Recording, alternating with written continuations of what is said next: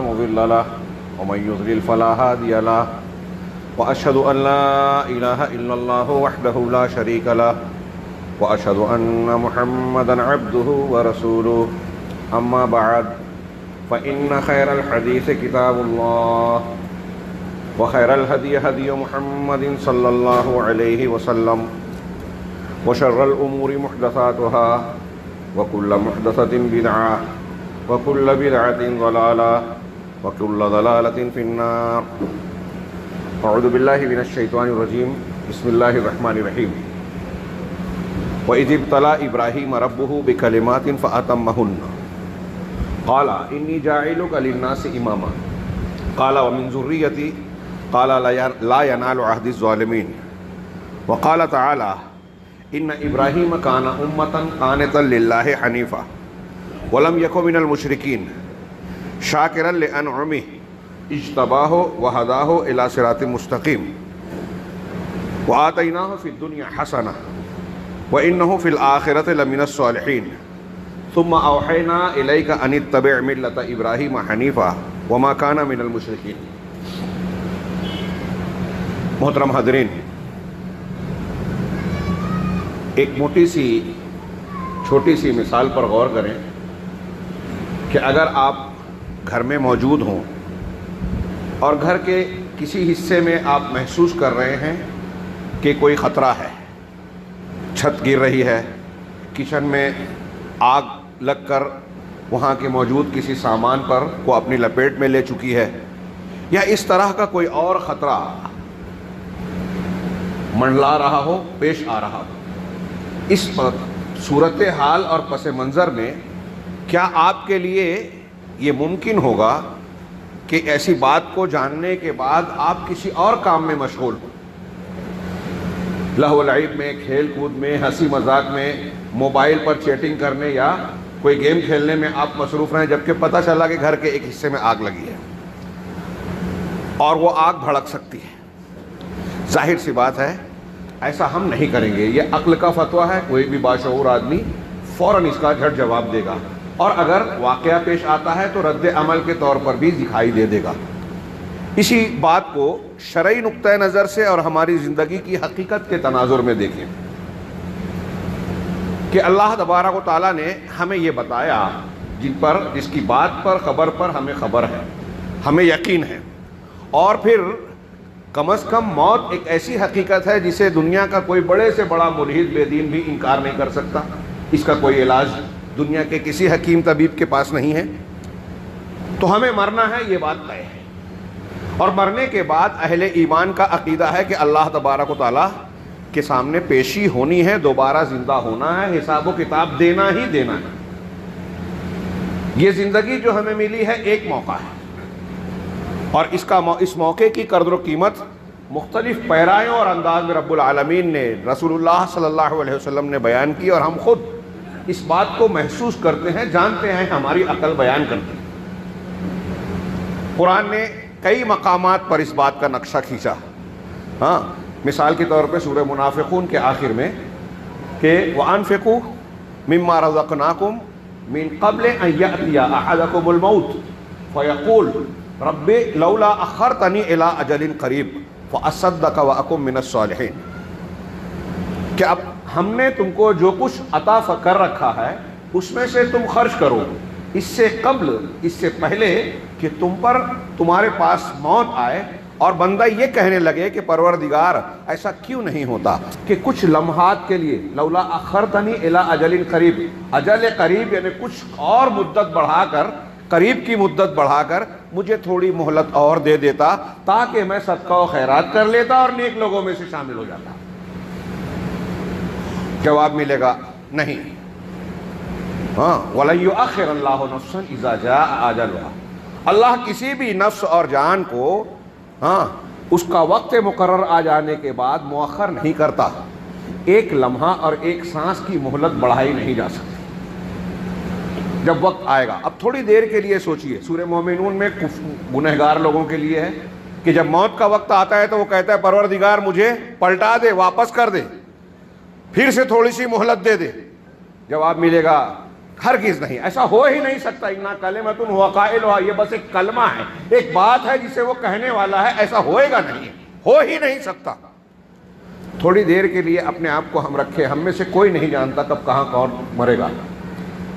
اب تصور کیجئے کہ آپ میں سے ہم میں سے کسی کی موت کا وقت آ رہا ہے، اور موت کے بعد کے سارے برزخی اور آخرت کے واقعات کا ہمیں علم یقین ہے ایمان کے نام پر. مرنے کا وہ وقت اور مہلت کا نہ ملنا مقررہ وقت کے آنے کے بعد کسی نیکی کے لیے سوچئے تھوڑی دیر کے لیے کہ ہمیں ابھی جو وقت ملا ہوا ہے یہ کتنا قیمتی ہے، اور وہ خطرہ جو ہم پر منڈلا رہا ہے اس کے لیے ہمیں کتنا فکر مند ہونا چاہیے. گھر میں آگ لگی ہے والی مثال جو میں نے بیان کی تھی، اس کے تناظر میں غور کیجئے کہ ہم پر خطرہ منڈلا رہا ہے. اللہ کے نبی صلی اللہ علیہ وسلم کہہ رہے ہیں کہ میں تمہاری کمر پکڑ پکڑ کر تم جہنم میں جانے سے، آگ میں جانے سے روک رہا ہوں، لیکن تم میرا ہاتھ چھڑا کر اس میں گرنا چاہتے ہو. ایک مثال صحیح مسلم کی حدیث میں جو بیان کی. یہ ہمارا معاملہ ہے کہ سامنے مسائل درپیش ہیں، پریشانیاں، مصیبتیں ہیں، اللہ کا قانون اپنا کام کر رہا ہے، لیکن ہم اپنی غفلتوں میں مست ہیں، دنیا داری کی طرف بھاگے جا رہے ہیں، دین سے روگردانی کر رہے ہیں. فلاح اور نجات کے راستوں کے سلسلے میں ہم سنجیدہ ہیں ہی نہیں. دین کے معاملے میں جو باپ دادا سے ملا، جو رواج چل رہا ہے اس کو مان لیا. کوئی آدمی کہہ رہا ہے کہ یہ غلط ہے، قرآن و حدیث کی تعلیمات کے خلاف ہے، سننے ماننے کے لیے تیار نہیں. سن اور مان لیا تو عمل کے لیے تیار نہیں. اس وقت کی قیمت اور اہمیت کو سامنے رکھنے کے بعد آئیے اس پر غور کریں. بہت محدود وقت ہوتا ہے، میں کچھ اور بیان کرنا چاہتا ہوں. یہ تمہیدی طور سے ہمارا دل و دماغ اس بات کے لیے آمادہ ہو کہ ہماری یہ زندگی انتہائی اہمیت کی حامل ہے. جو اوقات ملے ہیں وہ بڑے اہم اور وہ ایک ایک لمحہ ہمارے لیے انتہائی قیمتی ہے، اسے ضائع نہیں کرنا چاہیے. تو اب استعمال کرنا ہے تو کس کام کے لیے استعمال کرنا ہے، کون سا کام زیادہ مفید ہے، اور ہمارے سامنے کون سا مسئلہ ہے. اختصار کے ساتھ اگر کہیں تو ہمارے سامنے دو مرحلے ہیں. ایک یہ دنیا کی زندگی، ایک اس کے بعد برزخ سے شروع ہو کر آخرت، جنت یا جہنم تک پہنچانے والی زندگی، جہاں انسان دائمی طور پر عذاب یا انعام میں رہے گا. تو آخرت میں ہمارے لیے اہم یہ ہے کہ اللہ کے غضب اور عذاب سے بچ جائیں. دنیا میں اللہ تبارک و تعالیٰ کی جانب سے ہمیں سعادت کی زندگی حاصل ہو، دنیاوی آفات، پریشانیاں، مصیبتیں ان سے محفوظ ہو جائیں. ایک دنیا کی زندگی کے مسائل ہیں، ایک آخرت کی. ان دونوں جگہوں کے مسائل کا حل کیسے ہوگا، زندگی کا استعمال صحیح طریقے سے کس طرح کر سکتے ہیں، اس کا سیدھا سادہ اور بہت لمبی چوڑی باتیں نہ کرتے ہوئے نتیجے کی بات یہ کہ سیدھا سادہ جواب یہ ہے کہ ہمارا پروردگار، رب، خالق، مالک، جس نے ہم کو کھانے کے لیے کھانا دیا، غذائیں دی، پانی دیا، سانس لینے کے لیے ہوا دی، زندگی کی ہر ضرورت پوری کی، اس نے ان تمام ضرورتوں سے بڑھ کر دنیا اور آخرت میں کامیاب ہونے کے نسخے دیے اپنے انبیاء اور رسولوں کی شکل میں، اپنی کتابوں اور شریعتوں کو نازل کر کے. یہ کوئی کھیل مذاق اور ہلکی پھلکی چھوٹی بات نہیں ہے. اب ہمارے اور آپ کے لیے دنیا کی سب سے بڑی نعمت ہے ہدایت کا نزول. اور یہ ایسی ہدایت ہے جس کے بارے میں اللہ رب العالمین نے یہ گارنٹی اور ضمانت دی ہے کہ دنیا اور آخرت کے تمام مسائل کا حل ہے. نبی کریم صلی اللہ علیہ وسلم جو سید المرسلین ہیں، جامع الکمالات ہیں، اور تمام رسولوں میں، تمام شریعتوں میں آپ کی شریعت سب سے مکمل، آپ کی شخصیت سب سے زیادہ جامع، قیامت تک کے لیے آپ ہر معاملے میں نمونہ. ان کی صرف ایک دعا، یہ دعا تعلیم ہے. نبی کریم صلی اللہ علیہ وسلم نے اللہ سے مانگا تو یہ پتہ چلتا ہے کہ وہ چیز مانگنی چاہیے. دوسری بات یہ کہ یہ تعلیم ہے کہ جو چیز مانگی جا رہی ہے وہ کتنی اہمیت کی حامل ہے. تیسری چیز یہ کہ کتنی جامعیت سے آپ نے مانگی. چوتھی چیز یہ کہ ہم مانگ رہے ہیں اللہ سے، تو رسول اللہ صلی اللہ علیہ وسلم نے بھی اللہ سے مانگا، مطلب یہ کہ مانگنے والی ذات جس سے مانگی جائے وہ اللہ کی ہے. نبی کریم صلی اللہ علیہ وسلم کی دعاؤں میں بڑی تعلیمات ہیں، اللہ کی عظمت، اس کے نام، اس کی توحید اور الوہیت کا جہاں اقرار ہے، بندے کی عاجزی کا اظہار ہے، وہیں اس بات کا اعتراف ہے کہ ہم جس چیز کو اللہ سے مانگ رہے ہیں وہ اللہ کے سوا کوئی دے ہی نہیں سکتا۔ نبی کریم صلی اللہ علیہ وسلم نے جو چیزیں مانگی اس میں اس بات کی تعلیم ہے کہ بندے کو اس چیز کی ضرورت ہے۔ صحیح مسلم کی ایک بڑی جامع دعا، حضرت ابو ہریرہ رضی اللہ تعالیٰ عنہ فرماتے ہیں کہ اللہ کے نبی صلی اللہ علیہ وسلم یہ دعا مانگا کرتے تھے، اللہم اصلح لی دینی الذی هو عصمت امری واصلح لی دنیای الذی فیہا معاشی واصلح لی آخرتی التي فیہا معادی واجعل الحیات زیادتا لی فی کل خیر واجعل الموت راحتا لی من کل شر۔ یہ دعائیہ کلمات جناب محمد رسول اللہ صلی اللہ علیہ وسلم کے اتنے جامع ہیں کہ صرف ان کلمات پہ ہم 2-3 جمعہ خطبے میں گفتگو کر سکتے ہیں۔ میں صرف یہ بتانے کے لیے ایک مثال پیش کر رہا ہوں۔ نبی کریم صلی اللہ علیہ وسلم نے جو تعلیم دی کہ ہمارے سامنے، میں نے تمہید بیان کی کہ دنیا کے مسائل ہیں، آج کتنے مسائل ہیں، مہنگائی، پریشانی، بیماریاں، وبا، حکومت کا ڈر، مختلف قسم کی جو ہے تنگیاں، بے روزگاری، کساد بازاری، کاروبار کی مندی، اور نہ جانے کون کون سے مسائل ہیں خصوصی اور عمومی سطح پر۔ سارے دنیا کے مسائل اس میں آ گئے۔ آخرت کے ہماری آنکھ بند ہوتی ہے، وہیں سے فرشتے عذاب والے آ رہے ہیں یا انعام والے آ رہے ہیں، وہیں سے مسئلہ شروع ہوتا ہے۔ پھر قبر کا عذاب، جس کے بارے میں صحیح مسلم کی حدیث میں ہے کہ اگر جو آوازیں قبر کی میں سنتا ہوں تم سن لو تو اپنے مردوں کو دفن کرنا چھوڑ دو، لولا اللہ تدافنوا لدعوت اللہ ان یسمعکم من عذاب القبر ما اسمع۔ اگر ایسا نہ ہوتا کہ تم اپنے مردوں کو دفن کرنا چھوڑ دو گے تو میں اللہ سے دعا کرتا کہ عذاب قبر کی جو چیخ و پکار میں سنتا ہوں تمہیں بھی سنا دوں۔ سن لے صرف مردے خوف اور دہشت کے مارے مردوں کو دفن کرنا بند کر دیں، اتنا ہولناک ہے عذاب قبر۔ اور پھر اس سے آگے میدان محشر کے بعد والا معاملہ اور جہنم کا عذاب، وہ تو انتہائی ہولناک، خطرناک، ناقابل بیان ہے۔ قرآن و حدیث کے بیانات ہمارے سامنے ایک تصور پیش کرتے ہیں، جہاں بندہ موت کو پکارے گا موت نہیں آئے گی، اس سے بچنا۔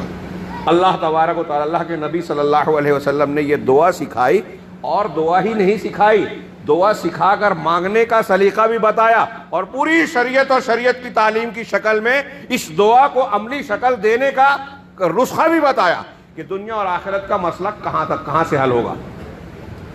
میں صرف دعا کے کلمات پر آپ غور کیجئے۔ پہلی چیز، 3 چیزیں مانگی ہیں اس دعا میں رسول اللہ صلی اللہ علیہ وسلم نے بنیادی طور سے۔ دین کی اصلاح، دین سنوارا جائے، دنیا سنواری جائے، آخرت سنواری جائے۔ دنیا اور آخرت ہمارا اصل مسئلہ ہے۔ اللہ تعالیٰ کے رسول صلی اللہ علیہ وسلم نے ان تینوں چیزوں میں پہلے دین کا ذکر کیا۔ کیوں؟ اس لیے اہل علم کہتے ہیں کہ دنیا کا سنوارنا، آخرت کے مسائل میں کا حل کرنا، دنیا کے مسائل کا حل اور آخرت میں پریشانیوں فتنوں سے بچنا، اس کی جڑ بنیاد دین ہی ہے۔ اس کی بنیاد اور نسخہ دین ہے کہ وہ دین جو اللہ تبارک و تعالیٰ کا پسندیدہ ہے، جو اللہ نے آسمان سے اتارا ہے، اس دین کو اگر ہم اختیار کرتے ہیں تو دنیا بھی سدھرے گی اور آخرت بھی۔ اس لیے اس کا پہلے تذکرہ کیا، اللہم اصلح لی دینی الذی هو عصمت امری، اے اللہ میرے دین کی اصلاح کر دے۔ کیا مطلب ہے اس کا؟ دین میں عقیدہ بنیاد ہے، یعنی عقیدے کی اصلاح ہو جائے، عمل اس کے بعد اس کے تابع ہیں احکامات، حلال حرام معاملات میرے درست ہو جائیں۔ ہاں، یہ اس میں دین میں آ گئی بات۔ اور دین کی بنیاد جڑ کیا ہے؟ قرآن اور حدیث۔ میں قرآن و حدیث کو مضبوطی سے پکڑنے والا بن جاؤں، دین کے تقاضوں کو پوری طریقے سے ادا کرنے والا جو میری طاقت و استطاعت میں ہے، اس کو بدرجہ اتم اس کے حقوق کے ادا کرنے والا بن جاؤں، اس کے تقاضوں پر عمل کرنے والا بن جاؤں، قرآن و حدیث کو اس طریقے سے اختیار کروں، مانوں اور عمل کروں جیسے صحابہ، تابعین اور پسندیدہ اللہ کے پسندیدہ بندوں نے اختیار کیا۔ کیونکہ اللہ تبارک و تعالیٰ اور رسول اللہ صلی اللہ علیہ وسلم نے یہی تعلیم دی ہے کہ میری امت کے 73 فرقے ہوں گے، سب جہنم میں جائیں گے سوائے ایک کے۔ تو جہنم میں جانے والے گروہوں کا طریقہ صحیح نہیں ہے۔ صحیح کس کا ہے؟ جو میرے اور میرے صحابہ کے طریقے پر ہے، اللہ کے رسول صلی اللہ علیہ وسلم کا فرمان ہے۔ تو اسی منہج کے مطابق قرآن و حدیث کو ماننا یہ شرط ہے، یہ دین ہے، اللہ کے یہاں یہی مقبول ہے۔ آپ قرآن حدیث کو ماننے کا دعویٰ کرتے ہیں لیکن فلاں بزرگ فلاں پیر صاحب اور فلاں کا نام لیتے ہیں، صحابہ اور اللہ کے رسول کے طریقے پر نہیں ہے تو اللہ کے یہاں مقبول نہیں ہے۔ بالکل صاف ستھری تعلیم ہے۔ تو میرے اس دین کی اصلاح پر کر دے پروردگار، اے اللہ الذی ہوا عصمت عمری، میں قرآن و حدیث کو صحابہ اور سلف کے طریقے پر پکڑ لوں، مان لوں، ہاں، اور اس میں جڑ بنیاد عقیدہ ہے۔ یہاں تفصیل کا موقع نہیں ہے، میرا موضوع حضرت ابراہیم علیہ السلام کی شخصیت اور اس تناظر میں ہے۔ دین کے لیے اللہ تعالیٰ نے جو ہم کو نمونہ پیش کیا، یہاں میں یہ عرض کرنا چاہتا ہوں کہ آج ہمارے گھروں میں، ہمارے گرد و پیش میں، ہمارے ہاتھوں میں، بچوں کے ہاتھوں میں جو موبائل ہے، فلمیں ہیں، ماحول ہے، ارد گرد کی جو مختلف قسم کی فتنہ سامانیاں ہیں، وہ ہمارے دین و عقیدے کو جڑ سے اکھاڑنے بگاڑنے کے لیے پوری طریقے سے آمادہ ہیں اور بگاڑ رہے ہیں، دنیا دار بنا رہے ہیں، ہمارے عقیدہ توحید کو بگاڑ رہے ہیں، بدعت و خرافات کو ہمارے سماج معاشرے گھروں میں رائج کر رہے ہیں۔ آج خبریں پڑھیں تو بہت تعجب ہوتا ہے، ایک مسلمان لڑکی مذہب بدل رہی ہے، اخبار میں اعلان کر رہی ہے، غیر مسلم سے شادی کر رہی ہے۔ یہ اس بات کی دلیل ہے کہ آخرت کی اسے کوئی فکر نہیں، اس دین کی قیمت کا احساس نہیں ہے جس کے لیے لوگ گردنیں کٹاتے تھے لیکن اس سے وہ ایک بال پیچھے ہونا گوارا نہیں کرتے تھے۔ اور آج بھی کوئی صحیح ایمان والا ہو تو ایسا ہی ہوگا، لیکن ہم ایسی خبریں پڑھ رہے ہیں، ایسے دور میں جی رہے ہیں۔ ایسی کتنی خبریں روز پڑھ رہے ہیں، ہمارے نوجوان، ہمارے بچیاں، ہمارے بڑے، حلال حرام کے ہمارے سماج اور معاشرے میں جو ہے تمیز نہیں رہی، شرکیہ کام ہو رہے ہیں، بدعت و خرافات ہو رہے ہیں، ہر مہینے میں ہو رہے ہیں، ہر جگہ ہو رہے ہیں۔ صحیح دین بیان کرے تو لوگ تعجب کرتے ہیں، بے وقوف مانتے ہیں، غیر ضروری بات سمجھتے ہیں۔ صحابہ کرام کے سماج اور معاشرے کے بالکل برعکس ہمارا ماحول ہے، ان کے لیے دین سب کچھ تھا، دنیا 2 نمبر کی بات، ہمارے لیے دنیا سب کچھ ہے، دین دوسرے نمبر کی بات۔ مزاج ہی تبدیل ہو گیا۔ پہلے دین سدھاریے، دنیا اور آخرت کے سارے معاملات کی اصلاح، اللہ کے ہر طرح کے غضب اور عذاب سے محفوظ رہنے کا نسخہ یہی دین ہے۔ اور اس دین کو بگاڑنے کے لیے کیا کیا کوششیں ہو رہی ہے، یہود، نصارہ، ہنود، باطنیہ، روافظ اور نہ جانے کون کون لوگ میڈیا، ذرائع ابلاغ، نئے دور کے نئے وسائل کو اختیار کر کے مسلمان نوجوانوں، مردوں اور عورتوں کے عقیدے کو بگاڑنے کی کیسی کیسی کوششیں کر رہے ہیں، ہمارے دروس میں اس کی تفصیل بیان کی جا رہی ہے۔ تو بندہ دعا کرے، اور دعا جب ہم کر رہے ہیں تو صرف الفاظ سے مانگ لیں اور پھر اس کے بعد کوشش نہ کریں، ایسا نہیں ہے۔ آپ اللہ سے کہیں کہ پروردگار ہمیں رزق حلال دے اور گھر میں بیٹھے رہیں، محنت نہ کریں، تو صرف دعا کرنا کافی نہیں ہے۔ یہ ایک الگ مسئلہ ہے کہ ایک طرف آپ اللہ سے جس بات کی دعا کر رہے ہیں، اس بات کو حاصل کرنے کا اللہ نے جو طریقہ، اصول، ضابطہ، راستہ مقرر کیا ہے، آپ اسے اختیار بھی کریں، محنت بھی کریں اور اللہ سے مانگیں۔ رسول اللہ صلی اللہ علیہ وسلم میدان جنگ میں گئے، محنت کی، قربانیاں دی، اس کے بعد اس سے پہلے اللہ تبارک و تعالیٰ سے دعا بھی مانگی، دونوں چیزیں ساتھ ہونی چاہیے۔ تو ہم کہہ رہے ہیں کہ میرے دین کی اصلاح کر، تو ہمیں دین سیکھنا ہوگا۔ صحیح دین کیا ہے؟ کوئی مولوی ہے، کوئی مفتی ہے، لمبی داڑھی، لمبا کرتا ہے، تو اس کا ہر عمل، ہر قول دلیل اور حجت نہیں ہے۔ دلیل اور حجت کیا ہے؟ اللہ کا نازل کیا ہوا دین، جو اللہ نے فرمایا قیامت تک اس کی حفاظت کی ذمہ داری لی ہے اللہ نے۔ قرآن ہمارے سامنے معیار ہے، اور قرآن کو سب سے بہتر انداز میں سمجھنے اور سمجھانے والے رسول اللہ صلی اللہ علیہ وسلم، کیونکہ اللہ نے کہا ہی ہے کہ ہم نے آپ پر قرآن اس لیے نازل کیا کہ آپ لوگوں کے سامنے اسے بیان کریں۔ یہ ساری باتیں دین کے معنی اور مفہوم میں شامل ہے، اور میں یہ جو اشارے کر رہا ہوں، تفصیل میں نہیں جا پا رہا ہوں، یہ بتانے کے لیے کہ ہمیں دین کو کتنی اہمیت دینی چاہیے، اور یہی نسخہ ہے ہمارے دنیا کے مسائل۔ اگر گھر میں آپ کے بے روزگاری ہے، بھوک فاقہ ہے، اس کا مسئلے، اس کا حل بھی دین ہے۔ اگر حکومتوں کا خوف ہے، آپ کے گھر کا کوئی بیمار ہے، کوئی وبا کا شکار ہے، اس کا حل بھی دین ہے۔ تدابیر آپ اختیار کریں گے، جڑ بنیاد عقیدہ اور دین ہے۔ تو پہلی چیز رسول اللہ صلی اللہ علیہ وسلم نے سکھائی، اصلح لی دینی الذی ہوا عصمت امری، اے اللہ میرے دین کو سنوار دے، الذی ہوا عصمت امری، جو میرے معاملات کا محافظ اور بچاؤ ہے۔ عصمت جس سے آدمی اپنا بچاؤ اختیار کرے۔ اس سے پتہ چلا کہ دین ہمارے تمام معاملات میں محافظ ہے، بچاؤ ہے، ہم کو بچانے والی چیز دین ہے، دنیا کی مصیبتوں سے بچانے والی بھی اور آخرت کی مصیبتوں سے بھی۔ وَأَصْلِحْ لِي دُنْيَايَ الَّذِي فِيهَا مَعَاشِي، اور میرے اس دنیا کو بھی درست کر دے پروردگار، اے اللہ میری دنیا کو سنوار دے، سدھار دے، جس میں میری معیشت ہے، یعنی اس میں میں جب تک زندہ ہوں تو میرا رزق، اور یہ زمانی اعتبار سے میں یہاں زندگی گزار رہا ہوں، اور جہاں رہ رہا ہوں یہ میری دنیا ہے، تو یہ زمان و مکان کے اعتبار سے میرا گزران یہاں ہو رہا ہے، لہٰذا میری دنیا کی بھی اصلاح کر دے۔ اب دنیا کی اصلاح میں دنیا کے سارے مسائل آ گئے، بال بچوں کے، گھر کے، روزگار کے، مصیبت پریشانی بیماری سے تحفظ کے سارے مسائل آ گئے کہ پروردگار میرے دنیا کی اصلاح کر دے۔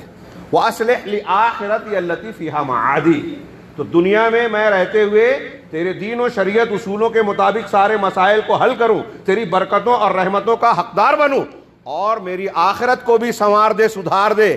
الَّتِي فِيهَا مَعَادِي، جس میں میرا لوٹ کر جانا ہے، یعنی اس دنیا میں میں ایسے کام کروں کہ جب موت آئے تو مرنے کے بعد جو ہے میرے مسائل سب حل ہو جائیں، میں جہنم سے، تیرے غضب سے، تیری پکڑ سے، ہر قسم کے عذاب سے بچ جاؤں، قبر کے فتنے اور عذاب سے بھی محفوظ رکھوں، آخرت کے معنی میں قبر سے لے کے آخر تک سارے معاملات آ گئے، اور جہنم کے، محشر کی ہولناکی اور جہنم کے عذاب سے بھی بچ جاؤں، میری اس آخرت کی بھی اصلاح کر دے۔ کتنی جامع دعا ہے، پہلے دین مانگا، پھر اس دین کے بعد دنیا اور آخرت کے سنوارنے کا مطالبہ، اور پھر آخر میں جملہ کہا وَاجْعَلِ الْحَيَاةَ زِيَادَةً لِّي فِي كُلِّ خَيْرٍ، کہ پروردگار میری زندگی کو، میری ہر قسم کی، وَاجْعَلِ الْحَيَاةَ زِيَادَةً لِّي فِي كُلِّ خَيْرٍ، میرے لیے ہر خیر اور بھلائی میں اضافے کا ذریعہ بنا دے۔ مطلب یہ کہ جب تک میں زندہ رہوں خیر اور نیکیاں کرتا رہوں۔ ایک مومن بندے کی عمر لمبی ہوگی تو نیکیاں بھی زیادہ ہوگی، اس حدیث سے یہ معلوم ہوا کہ مومن کو ایسا ہونا چاہیے کہ میں جب تک زندہ رہوں نیکیوں میں اضافہ ہوتا رہے۔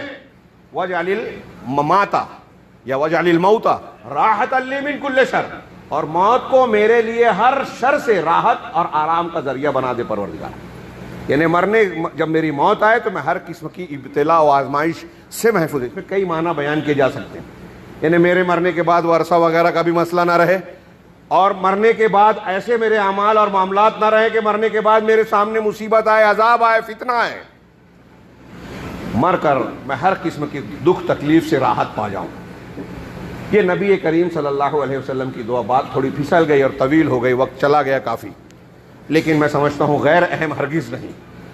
یہ دین اور شریعت ہے جو ہمیں قرآن و حدیث کے شکل میں دنیا اور آخرت کے ہر مسئلے کا حل اور اللہ تبارک و تعالیٰ کے تقرب کا ذریعہ کا راستہ بتاتا ہے، اور اللہ کی رحمت کا مستحق قرار دیتا ہے، دنیا اور آخرت کو سنوارنے کا نسخہ بناتا ہے۔ میں نے بار بار کہا، پھر سے دہرا رہا ہوں کہ دنیا اور آخرت کے سنوارنے کا، آپ بہت سارے فلسفے اور تقریریں لمبی چوڑی کریں کہ آدمی کو ڈگری حاصل کرنا چاہیے، مسلمانوں کو سرکاری محکمے میں جانا چاہیے، معاشی استحکام حاصل کرنا چاہیے، سیاسی قوت حاصل کرنی چاہیے، یہ ساری چیزیں ہو نہ ہو، بہت سارے ملکوں میں مسلمانوں کے پاس یہ سب کچھ ہے آج، لیکن پھر بھی ذلت و خواری ہاتھ سے جو ہے پیچھا نہیں چھوڑ رہی ہے۔ عذاب، دشمنوں کا تسلط، ان کی منصوبہ بندیاں اور ان کے پروگراموں کی کامیابی ہم آنکھوں سے دیکھ رہے ہیں، محسوس کر رہے ہیں، ہمیں دکھائی دے رہا ہے کہ اللہ ہماری دعائیں قبول نہیں ہو رہی ہے۔ یہ ہمارے چونک جانے اور رونگٹے کھڑے کر دینے والے حالات ہیں کہ اگر اللہ تعالیٰ ہماری دعائیں قبول نہیں کر رہا ہے تو کیوں نہیں کر رہا ہے؟ اس کا مطلب ہمارا دین ٹھیک ٹھاک نہیں ہے، ہم قبولیت دعا کے مرحلے میں نہیں رہ گئے، اللہ کے مقبول نہیں رہ گئے۔ اس کا علاج اسی دین میں ہے۔ تو اس دین کی اصلاح کرنے ہم جا رہے ہیں جب، تو کہاں دیکھیں؟ فلاں شیخ صاحب، فلاں امام صاحب، فلاں مفتی صاحب، ہمارے باپ دادا، ہمارا ماحول، جس ماحول میں ہم نے آنکھ کھولی، جس مسلک کو ہمارے باپ دادا مان رہے ہیں، اسی کو دین سمجھ لیں، وہی سب کچھ ہمارے دین کا حصہ ہو؟ نہیں۔ اللہ تبارک و تعالیٰ نے پورے اہتمام کے ساتھ قرآن کو نازل کیا، جناب محمد رسول اللہ صلی اللہ علیہ وسلم کو قیامت تک کے ساری دنیا کے انسانوں کے لیے رحمت و ہدایت بنایا۔ اب دنیا کا کوئی بھی انسان آپ پر ایمان لائے اور آپ کی شریعت کو مانے بغیر نجات نہیں پا سکتا، یہ بالکل واضح تعلیم ہے قرآن و حدیث کی۔ تو ہمارے سامنے معیار کون ہے؟ قرآن اور حدیث، اللہ اور رسول صلی اللہ علیہ وسلم۔ لیکن آج مسلمانوں کو دیکھیے کہ ان اللہ اور رسول کی باتوں کو اگرچہ دعویٰ کریں کہ ہم مانتے ہیں، لیکن ان کی باتوں کو نہ ماننے کے لیے بہت سارے اصول بنا رکھے ہیں۔ کوئی رواج اور رسم و رواج کے نام پر حدیثوں کو ٹھکرا دیتا ہے، کوئی بزرگوں کی تقلید اور خاص سلسلے کے انتصاب کی وجہ سے کہتا ہے کہ ہمارے شیخ، ہمارا سلسلہ یہ کہتا ہے ہم یہی دین مانیں گے، ہمارے پیر صاحب نے یہ دین بتایا، یہ حلال اور حرام بتایا، اسے مانیں گے، قرآن حدیث کو نہیں۔ پیر صاحب کہتے ہیں کہ بیعت کرنا ہے تو قال اللہ قال رسول کو دماغ سے خرج کراؤ، اور پیر صاحب کہاں سے دین لے رہے ہیں؟ آنکھ بند کر کشف کی بات کرتے ہیں، لیکن کہیں یونانی فلسفہ، کہیں ہندو تعلیم، اور کہیں جو ہے مصری اور دوسرے باطنیہ کے بنائے ہوئے جھوٹی حدیثوں پر مبنی غلط دین اور مذہب کو اسلام بنا کر پیش کر رہے ہیں، اور ہم اسے آنکھ بند کر کے قبول کر رہے ہیں۔ ہمارے سماج اور معاشرے میں ایسی جھاڑ جھنکاڑ آپ کو کثرت سے دکھائی دے گی۔ بیان کرنے والوں کو لوگ تعجب سے دیکھتے ہیں اور جو ہے اس پر انکار کرتے ہیں، لیکن دین کے نام پر ایسی بہت ساری کھوٹی چیزیں آج مسلمانوں میں رائج ہے، اور یہی مصیبت کی سب سے بڑی وجہ ہے۔ اللہ نے جو حلال حرام کیا اس کو بدل دینے کے لیے نسخے علماء تلاش کرتے ہیں۔ اللہ تبارک و تعالیٰ نے انبیاء کرام کی شکل میں ہمیں نمونہ دیا، آخری نمونہ جناب محمد رسول اللہ صلی اللہ علیہ وسلم کی شخصیت اور سیرت کی شکل میں دی، اور فرمایا لقد کان لکم فی رسول اللہ اسوۃ حسنہ، تمہارے اور ہمارے لیے رسول کی زندگی میں بہترین نمونہ ہے۔ عقیدے میں آپ ہی مرجع ہیں، عبادات آپ ہی کے طریقے پر ہم کو کرنی ہے، حلال حرام آپ کے بتائے ہوئے اصولوں کے مطابق اختیار کرنا ہے، اخلاقیات اور تعلقات آپ کی تعلیمات کی روشنی میں ہی نبھانے ہیں، کیونکہ اللہ نے آپ کو نمونہ بنایا ہے، فلاں بزرگ اور فلاں کو نہیں۔ میں اکثر کہتا ہوں کہ لوگ بیان کرتے ہیں کہ فلاں بزرگ ہوا میں چلتے تھے، فلاں پانی پہ چلتے تھے، فلاں کرامت کھیلتے تھے، فلاں ایسا کے وضو سے اتنے سالوں تک فجر کی نماز پڑھتے تھے۔ یہ صحیح ہے یا غلط دو نمبر کی بات ہے، اگر مان لیا جائے کہ صحیح ہے تو کیا سوال یہ ہے کہ اللہ کے نبی جناب محمد رسول اللہ صلی اللہ علیہ وسلم کو چھوڑ کر یہ ہوا میں اڑنے والے، پانی پہ چلنے والے، کرامت کھیلنے والے کو مان سکتے ہیں اور نجات پا سکتے ہیں کیا؟ کوئی ایک دلیل بتائے کہ اللہ نے رسول کی طرح کسی اور کے لیے کہا کہ جو رسول دے دے لے لو، جو رسول جس سے منع کر دے رک جاؤ۔ تمہارے لیے ان کی شخصیت میں بہترین نمونہ ہے۔ یہ موٹی سی بات کتنے مسلمانوں کی سمجھ میں آتی ہی نہیں۔ کوئی کتنا بھی مقام پر پہنچ جائے، نبی کے مقام اور حیثیت کو حاصل نہیں کر سکتا۔ حضرت موسیٰ اور حضرت عیسیٰ بھی آج زندہ ہو جائیں، اللہ کے رسول نے فرمایا میری بات، میری شریعت ماننا پڑے گی۔ آخر وقت میں حضرت عیسیٰ کا نزول ہوگا، وہ اپنی انجیل کی شریعت پر عمل نہیں کریں گے، محمد رسول اللہ صلی اللہ علیہ وسلم کی شریعت پر عمل کریں گے، اور وہ کیا ہے؟ قرآن حدیث، یہی شریعت ہے۔ کوئی کتنی بھی لمبی چوڑی گفتگو کرے، بحث جھگڑا جدال قتال کرے، دین کی بنیاد مصدر یہی ہے، اور اس کا نمونہ جناب محمد رسول اللہ صلی اللہ علیہ وسلم۔ لیکن اللہ کے نبی جناب محمد رسول اللہ صلی اللہ علیہ وسلم کے سامنے بھی ایک نمونہ پیش کیا گیا۔ موقع اور محل کی مناسبت سے اب میں جب موضوع پر آ رہا ہوں تو ہمارا مقررہ وقت لگ بھگ پورا ہو رہا ہے۔ سیدنا ابراہیم علیہ السلام، میں نے اس ابتدا میں آیت پڑھی دو جگہ سے، قرآن میں بار بار مختلف مقامات پر سیدنا ابراہیم علیہ السلام کو ہمارے لیے اور ہمارے نمونہ مرجع سید المرسلین کے لیے نمونہ بنا کر پیش کیا گیا۔ ابھی جو آیت سورہ نحل کی میں نے پڑھی تھی اس کے آخر میں ہے نا، ثم اوحینا الیک ان اتبع ملت ابراہیم حنیفہ، پھر ہم نے آپ کی طرف یہ وحی کیا ہے رسول کہ آپ بھی ابراہیم کی ملت کی طرف کی اتباع کیجئے، جو حنیف تھے، امام الحنفاء کہا جاتا ہے انہیں، جو حنیف تھے، سارے ادیان باطل مذاہب سے کٹ کر، سب سے ہٹ کر، صرف اللہ سے رجوع کرنے والے، صرف اللہ سے تعلق قائم کرنے والے، توحیدی یہ تصور۔ اللہ تعالیٰ نے سیدنا ابراہیم علیہ السلام کو نمونہ بنا کر پیش کیا، کس کے لیے؟ سید المرسلین کے سامنے۔ اور آپ کے سمجھ لیجئے کہ ایک طریقے سے سلسلہ نسب کے اعتبار سے آپ کے باپ ہیں، حضرت ابراہیم کے بیٹے اسماعیل، اور بنو اسماعیل میں آپ کی بعثت ہوئی، بنی اسرائیل کے سارے انبیاء بنو اسحاق میں آئے، حضرت اسحاق، یعقوب علیہ السلام، پھر اس کے بعد حضرت یوسف علیہ السلام، اور پھر یہ سلسلہ۔ اللہ تبارک و تعالیٰ نے سیدنا ابراہیم کو کی ملت کو نمونہ بنا کر پیش کیا ہمارے اور آپ کے سامنے۔ ملت ابراہیمی، ملت کسے کہتے ہیں؟ دین کو، طریقے کو۔ کچھ لوگوں نے کہا کہ آسمان سے اللہ تعالیٰ نے جو دین اتارا ہے، جو طریقہ اتارا ہے، اسے ملت کہتے ہیں۔ الگ الگ معنی بیان کیا، لیکن یہ تو طے ہے کہ ملت بمعنی دین کے۔ ابراہیم کی ملت کیا ہے؟ ایک دفتر چاہیے، قرآن کے کسی ایک مقام پر اگر ہم حضرت ابراہیم علیہ السلام کی شخصیت کا جو تعارف کرایا گیا اسے پڑھیں، اور پڑھنا چاہیے. ہمارے نوجوانوں اور بچوں کو وہ پرانے لوگوں کا جو طریقہ تھا نا، تربیت کا ایک بہت بڑا حصہ ہے. عادت بنائیے اپنے گھروں میں. آپ عمر دراز نہیں بھی ہیں، گھر میں دادی دادا نہیں بھی ہیں، باپ کی حیثیت سے، ماں کی حیثیت سے بچوں کو سنائیے واقعات، صحیح واقعات، جھوٹی کہانیاں نہیں. اور خاص طور سے انبیاء کرام علیہم السلام کے واقعات جو قرآن و حدیث نے بیان کیے ہیں، صحابہ کرام کے واقعات. یہ تربیت کے، انسان کے ذہن سازی کے سلسلے میں ہمارے سچے نبیوں کے واقعات اور صحابہ کے سلف کے واقعات جو کام کرتے ہیں نا، دوسری بہت ساری چیزیں وہ کام نہیں کرتی. یہ بہت ضروری ہیں.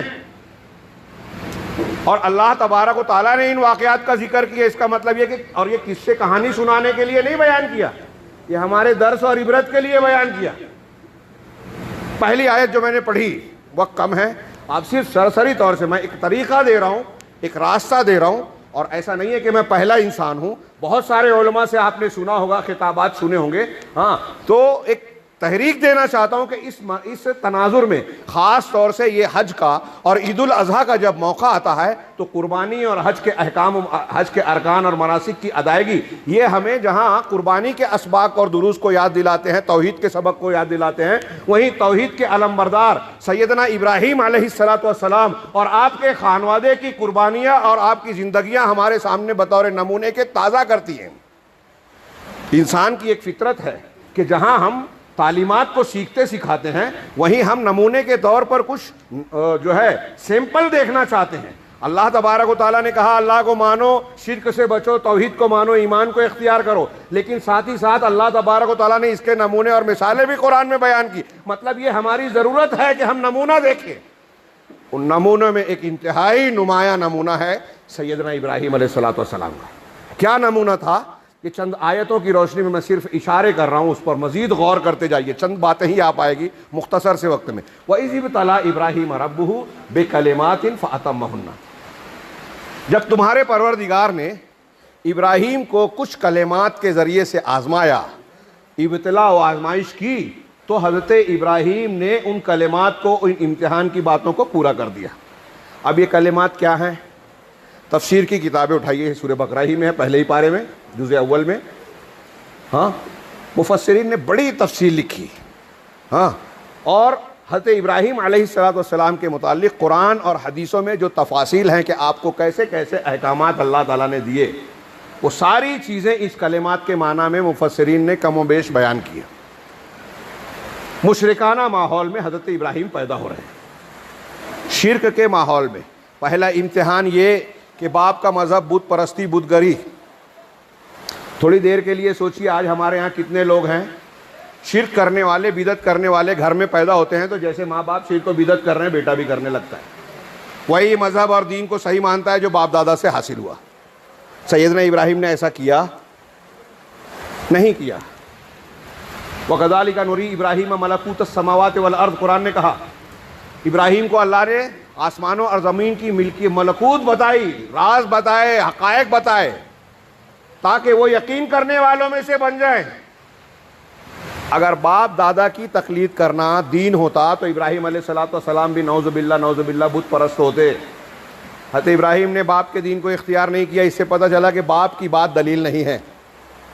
یہ سبق ملت ابراہیمی، ہم کو کہا گیا ملت ابراہیمی کو مانے، تو پہلا سبق ایک یہ ملا کہ باپ دادا اور ماحول کی بات کو دلیل اور دین نہ مانے، کوئی کتنے بھی زیادہ تعداد میں کرتا ہو. اسی طرح اکثریت اور اقلیت دلیل نہیں ہے. اگر اکثریت کا کام ہمارے سماج اور معاشرے میں زیادہ لوگ جو کرتے ہیں وہ صحیح ہے، یہ مانا جائے، تو ابراہیم علیہ السلام کا پورا سماج بت پرست تھا، اکیلے وہ کھڑے تھے. قرآن نے آگے کہا ان ابراہیم کان امتن، ابراہیم اکیلے ایک امت تھے. معمولی بات نہیں ہے. یہاں امت کا کئی معنی ابھی ہم آگے اس کو دیکھتے ہیں. اللہ تبارک و تعالیٰ نے اس ماحول میں آپ کو آزمایا. اب اکثریت کی پرواہ نہیں کی. صرف ایک ایک نقطے دیکھیے. حضرت ابراہیم علیہ السلام سورہ مریم میں آپ دیکھیں گے اپنے باپ کو خطاب کر رہے ہیں، یا ابت لما تعبد ما لا يسمع ولا يبصر ولا يغني عنك شيئا یا ابت انی کیا ہے انہ قد جاءنی من العلم ما لم یأتک فاتبعنی اہدک صراطا سویا. کیا زبردست تقریر سورہ مریم میں پڑھیے. ابراہیم علیہ السلام اپنے باپ سے خطاب کر رہا ہے کہ ابا جان آپ اس کی عبادت کیوں کرتے ہیں جو نہ سنتا ہے نہ دیکھتا ہے نہ کوئی کام آ سکتا ہے. اس میں دعوت و تبلیغ کا طریقہ بھی ہے کہ آپ کسی مشرک کو جو غیر اللہ کی پوجا پرستش کر رہا ہے، یہ سادی چھوٹی چھوٹی بات لگتی ہے، لیکن آپ اس میں غور کیجئے، توحید کو سمجھنے اور سمجھانے کا بہت بڑا انداز اور نسخہ ہے اس میں. اس کو آپ اچھی طریقے سے کسی مشرک کو سمجھا لیں، انشاءاللہ دعوت کی حجت پوری ہو جائے گی. اس کو کیوں پوچھتے ہیں جو نہ سن سکتا ہے نہ دیکھ سکتا ہے نہ کام آ سکتا ہے، کسی کام کا ہے. ہاں آگے اللہ نے حضرت ابراہیم کیا کہہ رہے ہیں، یا ابت انہ قد جاءنی من العلم، ابا جان میرے پاس ایک علم آیا ہے جو آپ کے پاس نہیں، لہذا میری بات مانیے، اتباع کیجئے، میں آپ کو سیدھے راستے کی طرف رہنمائی کروں گا. یہاں سبق ملا، ابراہیم علیہ السلام بیٹے ہیں، آزر باپ ہے، لیکن اگر باپ کے پاس علم نہیں ہے، علم سے مراد یہاں علم دین ہے جس کو آج ہم لوگ کمتر سمجھتے ہیں. حضرت ابراہیم کے پاس کون سا علم تھا؟ ڈاکٹری کا، انجینئرنگ کا، کس فن کا تھا؟ سائنٹسٹ تھے؟ نہیں، اللہ کا نازل کیا ہوا دین حق، وحی، علم وحی. میرے پاس علم آیا ہے جو آپ کے پاس نہیں ہے. اس سے پتہ چلا جس کے پاس قرآن و حدیث کا علم ہو اس کی بات کو ماننا چاہیے ان لوگوں کو جن کے پاس علم نہیں ہے، اور علم کی بنیاد پر ماننا چاہیے، اندھی تقلید نہیں. یہ دین تحقیق ہے، دلیل کی بنیاد پر ماننے والا. تقلید جہالت کو کہتے ہیں، بغیر دلیل کے کسی کی بات مان لینا. حضرت ابراہیم کے ملت میں سبق ہے کہ علم کی اتباع ہونا چاہیے، دلیل کی بنیاد پر کوئی بات ماننی چاہیے، اور جس کے پاس دلیل ہے اگرچہ وہ بیٹا اور چھوٹا ہو، بڑے اور باپ کو اس کی بات ماننی چاہیے. آزار کو ابراہیم دعوت دے رہے ہیں. یہ ملت ابراہیمی کا ایک سبق. یہیں ایک سبق یہ بھی ہے کہ اگر آدمی بندہ حق کو پاتا ہے تو دعوت کا کام اپنے گھر سے شروع کرے. یہ ضروری نہیں ہے کہ باپ یا گھر کے لوگ مان لے وے. نوح علیہ السلام کے ایک بیٹے نے نہیں مانا، بیوی نے نہیں مانا، حضرت ابراہیم کے باپ نے نہیں مانا، اور یہ بھی بتایا گیا حدیث قرآن میں. بعد میں استغفار کی دعا سے بھی منع کر دیا، وقت نہیں ہے تک تفصیل میں جاؤں. استغفار کی دعا سے بھی حضرت ابراہیم کو منع کر دیا گیا کہ اپنے باپ کے لیے مغفرت کی دعا نہیں کر سکتے. اس میں سبق ہے کہ اگر شرک پر مرنے والا، کفر پر مرنے والا سگا باپ ہی کیوں نہ ہو تو آپ اس کے حق میں دعا نہیں کر سکتے. نبی صلی اللہ علیہ وسلم کو منع کیا گیا اپنے چچا اور اپنے باپ کے بارے میں، ماں باپ کے بارے میں دعا کرنے سے. تو جب دنیا میں دعا کرنے سے انبیاء کو منع کر دیا مشرکین کے لیے، تو آخرت میں وہ وسیلہ لگائیں گے، بچائیں گے. صحیح بخاری کی روایت میں ہے کہ حضرت ابراہیم کے پاس آزر آئے گا قیامت کے دن، کہے گا کہ میں نے دنیا میں تیری بات نہیں مانی تھی جو تو نے کہا تھا، دعوت دی تھی، آج ضرور مانوں گا، مجھے بچا لے.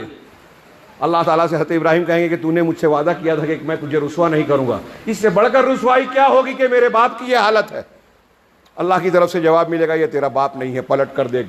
پلٹ کر جب ابراہیم دیکھیں گے تو ایک بجو کے جو خون اور گندگی میں لتھڑا ہوا ہوگا، بجو کی شکل میں آزر ہوگا، فرشتے اللہ کے حکم سے گھسیٹ کر جہنم میں پھینک دیں گے. ابراہیم اپنے باپ کو نہیں بچا پائیں گے. اس میں سبق ہے، بہت بڑا سبق ہے کہ اگر توحید ہماری نہیں ہے تو کوئی نبی بھی ہمیں بچا نہیں سکتا اللہ کی پکڑ سے.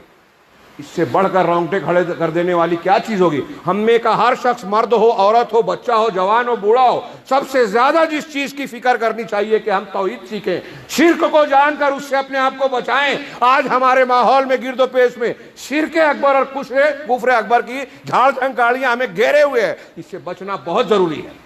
اگر اس پر مر گئے کفر اکبر اور شرک اکبر پر، تو سیدنا ابراہیم بتایا گیا کہ اپنے باپ کو نہیں بچا سکتے، دنیا میں دعا نہیں کر سکتے. کون بچائے گا؟ کوئی نہیں بچا سکتا ہے اگر شرک اور کفر پر موت ہو گئی. ملت ابراہیمی یہ ہے. پھر قرآن نے بتایا حضرت ابراہیم علیہ السلام قوم کو خطاب کر رہے ہیں. ہاں، سورت کو، ستارے کو دیکھا، یہ میرا رب ہے، سورہ انعام میں. ہاں، فلما رأى جن علیہ اللیل رأى کوکبا، رات تاریکی چھائی رات کی، تو ستارے کو دیکھا، کہا یہ ھذا ربی، یہ میرا رب ہے. لمبی چوڑی بحث نہ کرتے ہوئے نتیجے کی بات یہ، حضرت ابراہیم نے غور و فکر کرنے کے لیے نہیں کہا تھا کہ ابھی اس کو میں رب مان لیتا ہوں. مانا تھا، ایسا نہیں ہے، حضرت ابراہیم نے مانا وانا نہیں تھا. یہ مفسرین کہتے ہیں کہ وہ مقام ناظر ہے یا مقام مناظر ہے. تو صحیح بات یہ ہے کہ وہ مناظر کی حیثیت سے لوگوں کو سمجھانے اور اس کا شرک کا رد کرنے کے لیے حضرت ابراہیم نے یہ بات کہی تھی. ستارہ ڈوبا، کہا میں ڈوبنے والوں کو پسند نہیں کرتا. واقعہ آپ جانتے ہیں, پورا میں بیان نہیں کر سکتا. دیکھیے قرآن میں, چاند نکلا, کہا یہ رب ہے. وہ ڈوبا, کہا یہ تو اگر میرے رب نے ہدایت نہیں دی تو میں گمراہ رہوں گا. اس سے یہ بھی اشارہ ملا کہ حضرت ابراہیم کے قول سے کہ رب کی ہدایت ضروری ہے سچائی کے ملنے کے لیے, اس لیے رب سے مانگا جائے. پھر جب سورج نکلا, کہا یہ میرا رب ہے, یہ سب سے بڑا. واقعہ آپ جانتے ہیں, جب وہ بھی ڈوب گیا تو کیا کہا قوم سے, انی بریء مما تشرکون, تم جو شرک کرتے ہو اے لوگو میں اس سے بری ہوں. انی وجہت وجہی للذی فطر السماوات والارض, میں اس ذات کی طرف اپنا رخ کرتا ہوں جس نے آسمانوں اور زمین کو پیدا کیا. یہ ستارہ, چاند, سورج نکل رہا ہے, ڈوب رہا ہے, اس کا مطلب یہ خود مخلوق ہیں, یہ خود کسی کا حکم مان رہے ہیں, پابند ہیں. ان کا خود کا حکم نہیں ہے, یہ خالق ہو ہی نہیں سکتے. یہ تو آ رہے ہیں, ڈوب رہے ہیں. ان کو کسی نے بنایا ہے اور وہی چلا رہا ہے, ان کو تھامے ہوئے ہے. جب تک رہے گا رہے گی, جب چاہے گا اس کو تباہ کر دے گا. اس کا مطلب یہ رب نہیں ہو سکتے, قابل عبادت نہیں ہو سکتے. یہ تو خود مخلوق ہے, مجبور ہے, مملوک ہیں, ہماری طرح ہے. جیسے ہم پیدا کیے گئے ویسے یہ بھی پیدا کیے گئے, تبھی تو کسی کے بنائے ہوئے نظام کی پابندی کر رہے ہیں.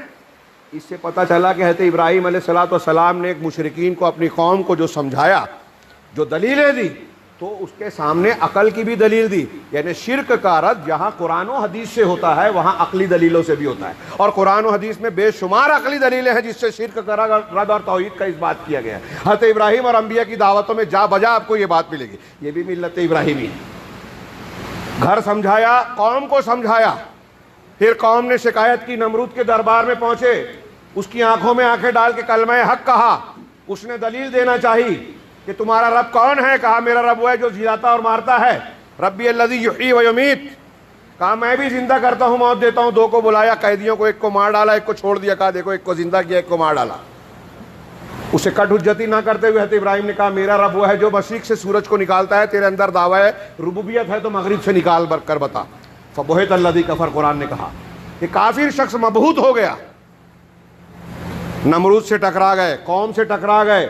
یعنی سمجھانے کا ہر طریقہ اختیار کیا. حضرت ابراہیم علیہ الصلوۃ والسلام نے جرأت دعوت کے سلسلے میں ہر تدبیر کے اختیار کرنے کا نمونہ ہمیں دیا کہ ہم جو جو کام کر سکتے ہیں لوگوں تک حق پہنچانے کے لیے وہ سب کریں. اس سلسلے میں بہادری اختیار کریں. قوم نے کہا میلے ٹھیلے کے ٹائم وقت نہیں ہے, کہا کہ چلو ہمارے ساتھ میلے میں. کہا میں بیمار ہوں. بیمار ہوں, ایک نبی کے لیے اس سے بڑی بیماری کیا ہو سکتی ہے کہ قوم شرک میں مبتلا ہو, بات کو ماننے کے لیے تیار نہ ہو. تو ایک بیماری یہ روحانی بیماری ہو سکتی ہے, ایک یہ کہ کچھ نہ کچھ انسان جسمانی طور پہ بیمار ہوتا ہے, یہ مراد ہو سکتا ہے, دونوں مراد ہو سکتا ہے. قوم نے سمجھا کہ جسمانی طور پر بیمار ہے, میلے میں چلنے کے لائق نہیں ہے, اسی لیے 3 جھوٹ میں سے ایک جھوٹ اس کو قرار دیا گیا حدیث میں. اور اس حدیث پر کچھ لوگ اعتراض کرتے ہیں. یہ جھوٹ وہ جھوٹ نہیں ہے جس کی مذمت کی جائے. 2 تو اللہ کے بارے میں بولا اور 2 قرآن میں موجود ہے. یہ جھوٹ عام حالات میں لوگوں کو دھوکہ دینے کے لیے دنیا داری کی بنیاد پر جو دھوکہ جھوٹ بولا جاتا ہے وہ جھوٹ ہے ہی نہیں. جھوٹ کے یہ توریہ اور تعریض کے باب سے ہے. یہ تفصیل کسی اور موقع پر. حضرت ابراہیم نے کہا میں بیمار ہوں, میلے میں, مشرکانہ میلے میں نہیں گئے. ملت ابراہیمی نوجوانوں یہ بھی ہے کہ مشرکین کے میلے ٹھیلے میں نہ جایا جائے, عرس میں نہ جایا جائے, جترا میں نہ جایا جائے, بلکہ میں تو کہوں کہ موبائل پر, فلموں میں بھی جو غیر مسلموں کے تہوار اور رسم و رواج ہے ان کی طرف توجہ سے, اگر کوئی تعلیم حاصل کرنے کے لیے کچھ دیکھ رہا ہے یا پڑھ رہا ہے تو پڑھنے کی جانکاری کی حد تک ٹھیک ہے, لیکن آپ غیر مسلمین کے تہوار کو, ان کے مذہبی معاملات کو فروغ دیں, اس کی شان بڑھائیں, اس میں شریک ہوں, یہ ناجائز اور حرام ہے, ملت ابراہیمی کے خلاف ہے. ابراہیم علیہ السلام نے عذر کیا, پھر بتوں کو توڑ دیا.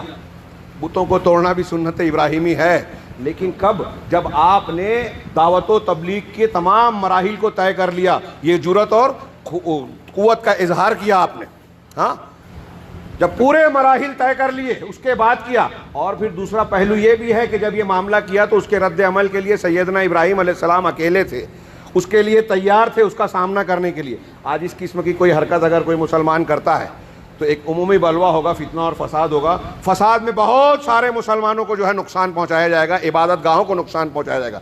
لہذا اس مرحلے میں یہ درست نہیں ہے کوئی نوجوان اس قسم کی باتوں کے آدھے ادھورے سے استدلال کرتا ہے اور جوش جذبہ دلا کر لوگوں کو تشدد کے راستے پر لے جاتا ہے, تو وہ ناجائز اور غلط ہے, غلط استدلال ہے. سیدنا ابراہیم کی یہ بھی سنت ہے, اس میں حضرت ابراہیم کی جرأت, جسارت اور دعوت کے تعلق سے آپ کے جذبے کا ہم اندازہ لگائیں.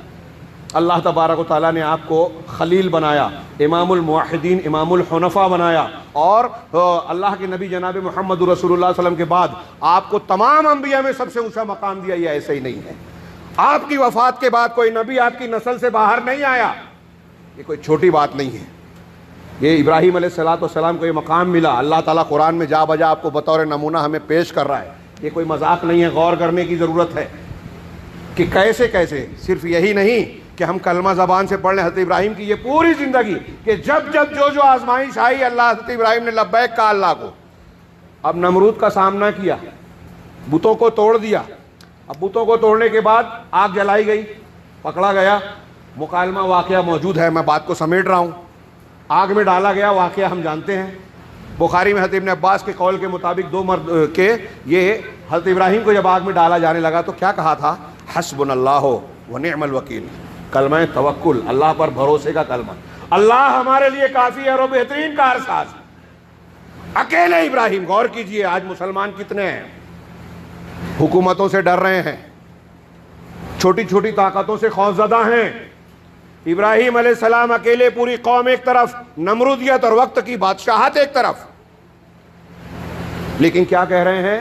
میں حق پر ہوں. تو پھر اعتماد ہے کہ اللہ تعالیٰ مدد کرے گا ضرور. اللہ اپنے نیک مومن موحد بندوں کو جو ہے تنہا بے یار و مددگار نہیں چھوڑتا. یہی بات سیدنا ابراہیم علیہ السلام نے کہی. ایک توحید والے ایک مومن بندے کا یہ یقین ہونا چاہیے. ہمارا ایمان ہوگا تو یہ یقین آئے گا. حسبنا اللہ، اللہ ہمارے لیے کافی ہے، ونعم الوکیل، اور وہ بہترین کارساز ہے. کیا ہوا واقعہ ہم جانتے ہیں. قرآن نے کہا یا نار کونی بردم و سلاما علی ابراہیم.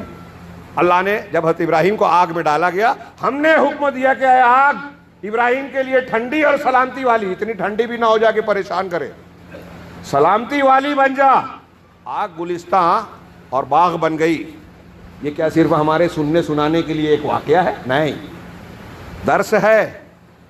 بہت مشہور شعر ہے، بچہ بچہ ہمارے یہاں علامہ اقبال کا وہ شعر کہتا ہے آج بھی ہو جو براہیم سا ایما پیدا. آگ کر سکتی ہے انداز گلستہ پیدا. ہم زبان سے اس قسم کے اشعار اور یہ تعلیمات دہراتے ہیں، ہمارے دلوں میں یہ یقین ہے ہی نہیں. ہمارے اوپر مصیبتیں پریشانیاں ہیں تو ہم سوچتے ہیں سیاسی طاقت حاصل کریں، فلاں گر اختیار کریں، فلاں تدبیر اور میمورنڈم اختیار لے جائیں، ہمارا مسئلہ حل ہوگا. ہمارا دین کہتا ہے، ملت ابراہیمی کہتی ہے کہ آپ حق پر رہیں، توحید کو مضبوط پکڑیں، شرک کے خلاف کھڑے ہو جائیں. اللہ کی مدد ہر حال میں رہے گی. وقت کی بادشاہت اور حکومت چاہے وہ سپر پاور کیوں نہ کہلاتی ہو، اگر آپ کے خلاف ہو تو آپ کا بال بیکا نہیں کر سکتی اگر اللہ آپ کو بچائے گا. یہ بہت چھوٹا موٹا سبق نہیں ہے. آج مسلمانوں کے لیے یہ بہت بڑے حوصلے کی، حج اور قربانی کا موقع ہمیں یہ درس یاد دلاتا ہے ابراہیم علیہ السلام کا. پھر حضرت ابراہیم نے کہا انی کیا ہے ذاہب الی ربی سیہدین. اپنے باپ کو باپ نے گھر سے نکال دیا تھا. اب جب یہ واقعہ ہو گیا تو اب قوم بھی نکال رہی ہے. تو کہا میں اپنے پروردگار کی طرف جا رہا ہوں، وہ مجھے راستہ بتائے گا، وہ مجھے راستہ بتائے گا. دیکھیے حضرت ابراہیم ہجرت کر رہے ہیں. حبشہ کے مسلمانوں نے 4 نبوی میں حبشہ کی طرف جب ہجرت کی نئے مسلمانوں نے، تو نبی کریم صلی اللہ علیہ وسلم نے فرمایا کہ روئے زمین پر سیدنا ابراہیم کے بعد یہ طبقہ ہے جس نے ہجرت کی ہے. حضرت ابراہیم نے ہجرت کی. ہجرت کسے کہتے ہیں؟ چھوٹی موٹی بات ہے.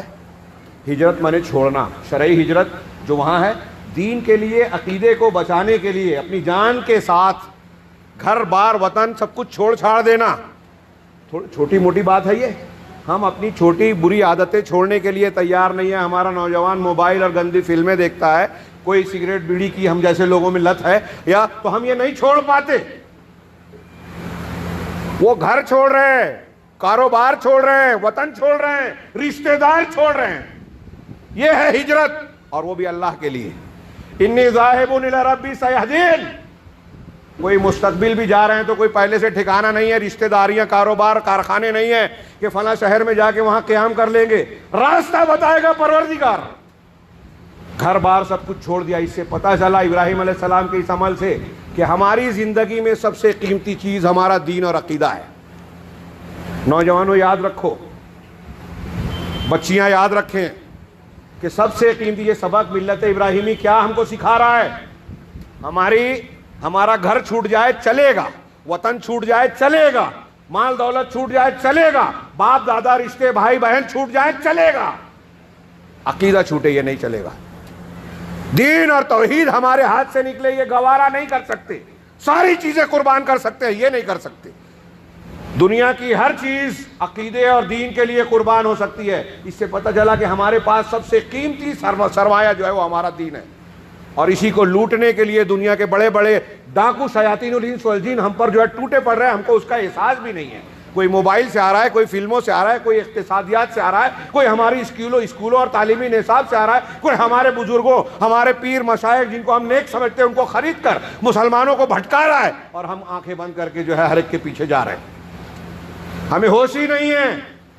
نبی صلی اللہ علیہ وسلم نے جو دعا سکھائی تھی, دین کی اصلاح سدھار دے پروردگار, جو ہمارے معاملے کے بچاؤ کا, ہمارے معاملات کا محافظ ہے, اس دین کو ہی ہم نے تباہ کر رکھا ہے, اور فکر بھی نہیں ہے.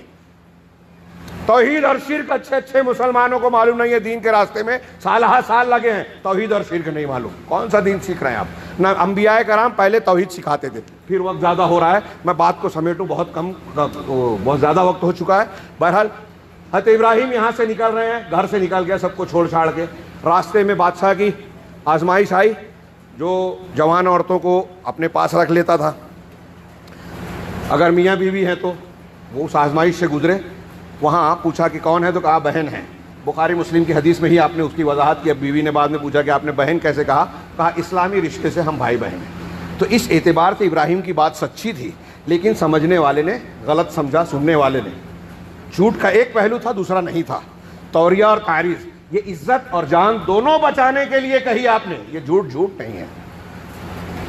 بہرحال اس آزمائش سے نکلے, پھر آگے بڑھے. ایک اور بیوی ہو گئی. ہاں, عراق میں سکونت ایک جگہ اختیار کی. آپ کو حکم ہوا مکہ کی بے آب و گیا وادی میں جائیں, اور آپ کا جو شیر خوار بچہ ہے اسے اور اپنی بیوی کو چھوڑائیں. یہ ایک کلمہ, وَإِذِ ابْتَلَىٰ ابراہیم, اللہ نے ابراہیم کو مختلف کلمات سے آزمایا. اب یہاں یہ ایک اور آزمائش ہے. ہاں, واقعہ آپ جانتے ہیں. ہماری مائیں بہنیں سامعین غور کریں. ابراہیم علیہ السلام مکہ کی اس وادی میں جہاں آج حرم ہے اور انتہائی دنیا کا سینٹر اور گھنی آبادی ہے, وہاں اس وقت نہ آدم تھا نہ آدم ذات. کوئی جھاڑ پیڑ پودے بستی گھر, ایک بھی گھر نہیں, ایک بھی انسان نہیں. وہاں اللہ نے کہا جا کے اپنی بیوی اور بچے کو, بچہ شیر خوار ہے, تھوڑی سی کھجور تھوڑا سا پانی دیا اور واپس ہو رہے ہیں. تھوڑی دیر کے لیے سوچئے, تصور کیجئے, ایک جنگل صحرا, ایک اکیلی عورت اور اس کا دودھ پیتا بچہ. ہم اگر آپ کے گرد و پیش میں بلڈانا کے اطراف میں کوئی جنگل ہے, کسی پہاڑی پر اس طرح کسی بچی, بیوی, عورت اور بچے کو چھوڑیں گے؟ جنگلی جانوروں کا خطرہ, خوف, لٹیروں کا خوف, خطرہ, اور نہ جانے کیسے کیسے خطرات. نہ بھی ہوں تو تنہائی, وحشت اور ضروریات کا معاملہ الگ. حضرت ہاجرہ ہماری ماں حضرت ابراہیم سے بار بار سوال کرتی ہے کہ ہمیں کیوں چھوڑے جا رہے ہو, کیوں چھوڑے جا رہے ہو. صحیح بخاری میں ہے یہ بات, حضرت ابو ہریرہ کی لمبی حدیث, اللہ کے رسول نے فرمایا. تصور کیجئے, تھوڑی دیر کے لیے وہاں جائیے, کیوں چھوڑے جا رہے ہو. ابراہیم علیہ السلام خاموش ہیں. تیسری چوتھی مرتبہ میں جب پوچھا, کہا کیا اللہ کا حکم ہے, کیا اللہ کا حکم ہے. یہ توحید اور آل ابراہیم کی جو اللہ نے قرآن میں حدیث میں تعریف کی, ہر نماز میں ہم کو تعلیم دی کہ ہم دعا کریں, کما بارکت علی ابراہیم کما صلیت علی ابراہیم وعلی آل ابراہیم. ہاں, یہ آل ابراہیم کا نمونہ دیکھیے. کیا اللہ تبارک و تعالیٰ نے اس کا حکم دیا ہے؟ ابراہیم علیہ السلام نے کہا ہاں, یہ اللہ کا حکم ہے کہ میں تم کو یہاں چھوڑوں. کہا اذن لا یضیعن اللہ. وہ مومنہ خاتون ہمارے لیے, مردوں اور عورتوں دونوں کے لیے نمونہ ہے, خاص طور سے خواتین کے لیے. وہ کہتی ہیں کہ اگر ایسا ہے تو اللہ ہمیں ضائع نہیں کرے گا. یہ یقین ہونا چاہیے خاتون کو. اگر آپ کا شوہر, آپ کا بیٹا, آپ کے والد دین پر عمل کرنا چاہتے ہیں تو اس کے پاؤں کی زنجیر اور بیڑی نہ بنے, اس کے معاون و مددگار بنے. کہ مصیبت, تکلیف, پریشانی آ رہی ہے, آئے, اللہ کا حکم اگر بجا لا رہے ہیں تو اللہ تعالیٰ راحت دے گا. یہ یقین تھا ہماری ماں ہاجرہ کو علیہ السلام, اور ایسا ہی ہوا. پانی کی تلاش میں جب وہ صفا اور مروہ کی دوڑ لگائی, اللہ تبارک و تعالیٰ کو ان کی یہ ادا اتنی پسند آئی کہ آج تک ہر حاجی کے لیے, معتمر کے لیے ضروری ہے کہ آپ حج کے صفا اور مروہ کے درمیان صحیح کریں. یہ نہ کرنے پر عمرہ اور حج آپ کا ہو ہی نہیں سکتا. رکن حج, رکن عمرہ بن گیا یہ عمل. اس کے جواب میں اللہ تبارک و تعالیٰ نے معجزانہ طور پر زمزم کا پانی دیا، جو آج تک ایک نشانی کے طور پر حرم میں موجود ہے۔ اور دنیا کا سب سے بہترین پانی، سائنس لیبارٹری کے ریسرچ کے بعد بھی یہ نتیجہ آیا کہ دنیا میں کہیں ایسا مفید پانی نہیں ہے جو سڑتا نہیں، ہر اعتبار سے، بہت اعتبار سے مفید ہے، بہت سی بیماریوں کا علاج ہے، یہ سائنٹسٹ کہہ رہے ہیں۔ حضرت ابراہیم نے وہ آزمائش بھی پوری کی، بعد میں واقعہ بہت زیادہ ہو گیا، ہو سکتا ہے کچھ لوگوں کو تکلیف ہو، اس لیے میں بات کو ختم کرنے کی طرف جا رہا ہوں کہ حضرت ابراہیم کو بعد میں حکم ہوا اپنے بیٹے کو جو ہے، بیٹے کو قربان کراؤ۔ فلما بلغ معہ السعی، سورہ صافات میں اللہ نے کہا، سورہ صافات میں، سورہ انبیاء میں قدر تفصیل ہے، سورہ انعام میں، سورہ مریم میں آپ کے تذکرے ہیں، سورہ ابراہیم میں آپ کی دعائیں اور آپ کے تذکرے ہیں، ضرور پڑھیے ترجمے سے جا کے تفسیر کے ساتھ۔ حضرت ابراہیم علیہ السلام کے بیٹا جب چلنے پھرنے کے لائق ہوا تو کہا گیا حضرت ابراہیم کو کہ آپ ان کو ذبح کرو۔ انی اری فی المنام انی اذبحک فانظر ماذا تری، اپنے بیٹے سے آ کر سوال کیا، لمبے واقعات میں نہ جاتے ہوئے، واقعہ آپ جانتے ہیں، میں نے دیکھا ہے کہ بیٹے میں تم کو ذبح کر رہا ہوں، خواب میں دیکھا ہے، فانظر ماذا تری، تو دیکھو تمہاری کیا رائے ہے، کیا کہنا ہے۔ حضرت ابراہیم کا معاملہ یہ نہیں تھا کہ مقصد ہے کہ حضرت اسماعیل سے پوچھیں اور وہ نہ کہیں تو رک جائیں، مفسرین نے یہ نقطہ بھی لکھا، حضرت اسماعیل کو کی جانچ بھی ہو رہی تھی اور ان کو آمادہ بھی کر رہے تھے، اور اپنے بیٹے کو جانتے تھے، وہ بھی نبوت کے مقام پر فائز ہونے والے تھے، چنانچہ جانتے تھے کہ فرما بردار بیٹا ہے، اللہ کے حکم کو۔ تو کیا جواب دیا اسماعیل علیہ السلام نے، یا ابتی فعل ما تؤمر، ابا جان جس کا آپ کو حکم دیا جا رہا ہے وہ کر لیں۔ جو لوگ حدیثوں کا انکار کرتے ہیں، قرآن کے علاوہ رسول کی تعلیمات پہ شک و شبہ کا اظہار کرتے ہیں، وہ اس آیت پر غور کرے قرآن کی۔ قرآن کہہ رہا ہے کہ حضرت اسماعیل نے جواب دیا حضرت ابراہیم کو، باپ کو علیہ السلام، کیا خواب دیکھا ابراہیم علیہ السلام نے کہا، اسماعیل علیہ السلام کیا جواب دے رہے ہیں کہ جس کا آپ کو حکم دیا جا رہا ہے۔ اس کا مطلب وہ یہ جانتے تھے کہ نبی کا خواب اللہ کا حکم ہوتا ہے، وحی ہوتی ہے۔ نبی نے اگر خواب بھی دیکھا تو وحی الہی ہے، اللہ کا حکم ہے، قرآن کہہ رہا ہے۔ اب اگر نبی کی بتائی ہوئی بات کو آپ نہیں مانتے تو آپ قرآن کا رد کر رہے ہیں، کیونکہ نبی کی باتیں اللہ کا حکم ہوتی ہے، یہ قرآن کہہ رہا ہے۔ اب حضرت ابراہیم نے یہ کہا، اسماعیل علیہ السلام تیار ہو گئے۔ سورہ صافات میں وہ منظر دیکھیے، چشم فلک نے دیکھا نہیں، اپنے بیٹے کو ذبح کرنے کے لیے جو ہے زمین پر لٹا رہے ہیں، وہ بھی پیشانی کے بل، اس کے بعد جو ہے چھری پھیر رہے ہیں۔ فلما اسلما وتلہ للجبین، جب دونوں تابع ہو گئے، اللہ کے حکم کو ماننے کے لیے تیار ہو گئے اور پیشانی کے بل انہیں لٹا دیا، ہم نے ندا دی کہ ابراہیم چھری پھیرنے لگے تو کہا ابراہیم تم نے خواب کو سچ کر دکھایا، وفدیناہ بذبح عظیم، اور ایک عظیم ذبیحے کو ہم نے فدیے میں دے دیا، جنت کے ایک مینڈے کو اسماعیل کی جگہ ڈال دیا اللہ تبارک تعالیٰ نے حضرت جبرائیل کے ذریعے، انہی کو قربان کیا گیا، اور قربانی وہی سنت ابراہیمی ہے۔ حضرت ابراہیم علیہ السلام کی اس عظیم الشان قربانی کی یادگار ہے کہ اللہ تعالیٰ کے لیے جینے مرنے کا یہ درس ہمیں دیتی ہے کہ بیٹے کو قربان کرنے کے لیے کیا ابراہیم تیار ہو گئے۔ جب ہم قربانی کے جانور کے گلے پر چھری پھیرے تو یہ تصور دل و دماغ میں رکھیں کہ اللہ کا حکم ہے اور اللہ جو بھی حکم دے گا ہم اسے بجا لائیں گے، یہ ملت ابراہیمی ہے، یہ توحید ہے، توحید کے تقاضے کی تکمیل ہے۔ بیٹے کو بھی قربان کر دیا۔ حضرت ابراہیم کے ان قربانیوں کے علاوہ اور بھی کئی خوبیاں اور کئی کلمات ہیں جن کے بیان کا موقع نہیں ہے۔ حضرت ابراہیم پہلے شخص ہیں جنہوں نے ختنہ کی، پھر ان کے لیے اسی لیے مقام ہے، یہ اللہ تعالیٰ شاید اسی لیے قیامت کے دن سب سے پہلے انسان ہوں گے، سارے لوگ ننگ برہنہ ہوں گے، سب سے پہلے جس کو لباس پہنایا جائے گا وہ حضرت ابراہیم علیہ السلام ہوں گے، یہ ان کی خصوصیت ہے۔ ابھی میں نے آیتیں پڑھی تھی، وَإِذِ ابْتَلَىٰ إِبْرَاهِيمَ رَبُّهُ بِكَلِمَاتٍ فَأَتَمَّهُنَّ، جب تمہارے پروردگار نے ابراہیم کو آزمایا کچھ کلمات کے ذریعے تو حضرت ابراہیم نے پورا کر دیا۔ قَالَ إِنِّي جَاعِلُكَ لِلنَّاسِ إِمَامًا، تو حضرت اللہ نے فرمایا کہ میں تجھے لوگوں کے لیے امام بنانے والا ہوں۔ اب ابراہیم علیہ السلام ہمارے امام ہیں، اور آپ کے بعد آنے والا ہر نبی، آپ کے بعد جتنے نبی آئے آپ کی نسل میں آئے، جتنی کتابیں آئیں آپ کی نسل کی کسی شخصیت پر نازل ہوئی، اس لیے آپ ابو الانبیاء بن گئے، امام الحنفاء، امام الموحدین بن گئے۔ اللہ کہہ رہا ہے کہ ہم نے امامت دی آپ کو، کہا اور میری ذریت میں سے ابراہیم علیہ السلام صرف اس پر خوش نہیں ہو رہے ہیں، اولاد کا خیال رکھ رہے ہیں۔ دیکھیں نبی یہ ہوتا ہے جو امت کا خیال رکھتا ہے، نسلوں کا خیال رکھتا ہے، میری ذریت میں، تو اللہ نے کہا جو ظالم ہوں گے میرا عہد نہیں پائیں گے۔ اس سے یہ سبق ملا ملت ابراہیمی کا کہ آپ اور ہم اگر اونچا مقام چاہتے ہیں اللہ کے پاس، لوگوں کی امامت کا درجہ چاہتے ہیں، تو ہمیں توحید میں اعلیٰ ہونا چاہیے۔ اللہ نے جو حکم دیا وَإِذِ ابْتَلَىٰ إِبْرَاهِيمَ رَبُّهُ بِكَلِمَاتٍ، جب اللہ نے کلمات سے آزمایا، ابراہیم نے پورا کیا تو ابراہیم کو امام بنایا۔ اس کا مطلب اللہ کی آزمائشوں سے گزرے بغیر بلند مقام نہیں مل سکتا، قربانیاں دیے بغیر جو ہم اونچائی پہ نہیں جا سکتے۔ لہٰذا جب انبیاء کا یہ معاملہ ہوا کہ زندگی کی پریشانیوں سے، دقتوں سے، مشقتوں سے گزرنا پڑا، تو ہم اور آپ یہ تصور کر کے نہ بیٹھے کہ جنت کی زندگی ہم کو دنیا میں ملے گی۔ یہاں مشقتوں کا سامنا کرنا پڑے گا۔ نبی کریم صلی اللہ علیہ وسلم کو ہجرت کرنا پڑی، دشمنوں کی مخالفتیں جھیلنا پڑی، جنگ کرنا پڑی، زخمی ہونا پڑا، دقتیں پریشانیاں اٹھانا پڑی، تب آپ کو اعلیٰ ترین اور عرفہ ترین مقام ملا۔ ایسے ہی ہم چاہتے ہیں کہ دنیا اور آخرت میں کامیاب ہو تو ابتلا و آزمائش کے راستے سے گزرنا پڑے گا۔ اللہ تعالیٰ نے اس آیت کے بعد ایک آیت پیش کر کے بات کو ختم کروں جو میں نے شروع میں پڑھی تھی، حضرت سورہ نحل کی آیت، ان ابراہیم کان امہ، ابراہیم اکیلے ایک امت تھے۔ امت کا معنی، ایک معنی لوگوں نے کیا کہ پیشوا، امام، ایک معنی کیا کہ جامع الکمالات، بہت سارے کمالات، یعنی اکیلے مسلمان ہونے کی وجہ سے سارے خوبیاں ان میں تھی۔ کچھ لوگوں نے کہا اکیلے ایک مسلمان تھے، حضرت لوط آپ کے بھتیجے تھے، بیوی، اور ان لوگوں نے ایمان لایا تھا۔ ایک معنی یہ کہ معلم الناس الخیر، کہ لوگوں کو خیر سکھانے والے، خیر کی تعلیم دینے والے۔ ان ابراہیم کان امہ، ابراہیم ایک امت تھے، پیشوا تھے، قانتاً للہ، قانتاً للہ، اللہ تبارک و تعالیٰ کی فرما برداری کرنے والے تھے۔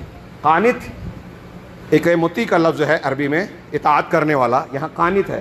قنوت اس اطاعت و فرما برداری کو کہتے ہیں جو مسلسل ہو۔ ایک آدمی نماز پڑھ رہا ہے، یہاں سے نکلنے کے بعد الٹی سیدھی حرکتیں، دین کی خلاف ورزی کر رہا ہے، غیبت چغلی اور الٹی سیدھی باتیں کر رہا ہے، موبائل پر الٹے سیدھے پروگرام دیکھ رہا ہے، تو یہاں اطاعت کر رہا ہے، وہاں نافرمانی کر رہا ہے۔ لیکن ایک آدمی وہ ہے جو ہر حال میں، ہر وقت جو ہے کوشش کرتا ہے کہ اللہ کے دین کی پابندی کروں۔ ابراہیم علیہ السلام ایسے تھے۔ یہ ہے توحید کا اثر، پورے رسی بسی ہوئی توحید تھی، اعلیٰ درجے کی توحید تھی، اللہ پر یقین تھا۔ قانتاً للہ، ہر حال میں اللہ کی اطاعت و فرما برداری کرنے والے، ہر وقت فرما برداری کرنے، جو کہا ابراہیم نے مان لیا۔ اسی لیے ان کو خلت بھی دی، ابراہیم کو اللہ نے خلیل بنایا، خاص دوست۔ پوری دنیا میں، کائنات میں، مخلوقات میں دو لوگوں کو یہ قرآن و حدیث کی دلیلوں سے یہ مقام ملا خلت کا، ایک حضرت ابراہیم علیہ السلام، ایک جناب محمد رسول اللہ صلی اللہ علیہ وسلم کو۔ قانتاً للہ حنیفہ، حنیف تھے، سارے معبودوں سے کٹ کر صرف اللہ کی طرف متوجہ۔ یہ کیوں بتا رہا ہے اللہ تعالیٰ؟ حضرت ابراہیم کی خوبیاں ہمارے اور آپ کے لیے نمونہ ہے، تو ہم کو بھی اس راستے پر چلنا چاہیے، کوشش کرنی چاہیے۔ نمونے کے طور پر، صرف کہانی سنانے کے لیے نہیں بیان کیا جا رہا ہے، عبرت کے لیے بیان کیا جا رہا ہے۔ وَلَمْ يَكُن مِّنَ الْمُشْرِكِينَ، اور وہ مشرکین میں سے بالکل نہیں تھے۔ جب انہوں نے کہا کہ ستارے کو یہ میرا رب ہے، تو تب بھی انہوں نے شرک نہیں کیا، سمجھانے کے لیے کہا۔ کبھی بھی زندگی کے کسی مرحلے میں انہوں نے شرک نہیں کیا۔ اور ایک بندے کے لیے یہ بہت بڑے اعزاز کی بات ہے کہ شرک کے ہر معاملے سے اپنے آپ کو بچائے رکھے، ایک فضیلت کی بات ہے، اس لیے شرک سے اپنے آپ کو بچائیں۔ وہ شاکرا لانعمہ، اللہ کی نعمتوں کے شکر ادا کرنے والے تھے ابراہیم علیہ السلام۔ شکر ادا کرنا صرف زبان سے نہیں ہوتا کہ میں اللہ کا شکر ادا کرتا ہوں، اللہ نے جو نعمت ہم کو دی ہے ہم اس کا صحیح استعمال کریں۔ زبان دی ہے، دعوت، تبلیغ، ذکر و اذکار، تلاوت، اس کا صحیح استعمال۔ ہم غیبت، چغلی، جھوٹ، الزام تراشی اور ہر اس کام سے بچے جو اللہ اور رسول نے منع کیا، یہ زبان کا شکر ہوگا۔ ایسے ہی ہر نعمت اور صلاحیت اور قوت، ہمارے پاس دولت ہے، اس کا استعمال ہم نیک کاموں میں کریں، برے کاموں میں استعمال نہ کریں، یہ ان کی نعمت کی شکر گزاری ہوگی۔ تو حضرت ابراہیم اللہ کی نعمتوں کے شکر گزار تھے۔ اجتباہ و ہداہ الی صراط مستقیم، اللہ نے انہیں چن لیا، منتخب کر لیا اور صراط مستقیم کی طرف رہنمائی فرمائی۔ یعنی یہ قرآن کہہ رہا ہے کہ ابراہیم علیہ السلام کا طریقہ دین ہے، صراط مستقیم ہے۔ ابھی چند باتوں کو میں نے بیان کیا کہ ابراہیم علیہ السلام نے باپ دادا کی بات نہیں مانی، دلیل کو مانا۔ ابراہیم علیہ السلام ماحول سے مروب اور متاثر نہیں ہوئے، اللہ کی بات کو مانا۔ ابراہیم علیہ السلام حکومت سے نہیں ڈرے، اللہ سے ڈرے۔ ابراہیم علیہ السلام نے دعوت کے لیے ہر ممکن تدبیر اختیار کی، ہمیں بھی کرنا چاہیے۔ یہ ہے ہدایت، یہ ہے ملت ابراہیمی۔